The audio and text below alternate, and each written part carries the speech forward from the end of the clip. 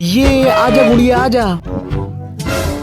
Mummy मुझे भी वही वाला स्कूटर चाहिए। अरे बेटा तुम इससे खेलो। नहीं मम्मी मुझे वही वाला स्कूटर चाहिए, प्लीज दिला दो ना। छोटी रो नहीं, मैं तुम्हारे लिए बना देता हूँ। अरे हाँ मुझे यही तो चाहिए था। अब देखना मेरा कमाल, अब मैं अपनी छोटी के लिए दुनिया का सबसे अच्छा स्कूटर बना के दिखाने वाला हूँ। चलो स्कूटर की डिजाइन तो कट गई, अब इसको जोड़ लेता हूँ। हाँ इसको यहाँ लगा देता हूँ, इसको यहाँ ज्वाइन करने के बाद नट को कस देता हूँ। हाँ ये सही रहेगा। अब इसको यहाँ लगा देता हूँ और इसको यहाँ लगा देता हूँ। भैया अभी तक इन लोगों ने लाइक सब्सक्राइब नहीं किया। नहीं छोटी, ये लोग लाइक सब्सक्राइब जरूर करेंगे। प्लीज लाइक सब्सक्राइब करें।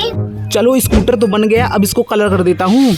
मम्मी पापा ये देखो मैंने गुड़िया के लिए स्कूटर बनाया है। चल गुड़िया इसको चलाते हैं। अरे भैया ये तो बहुत अच्छा है। अरे भैया इसका टायर तो निकल गया।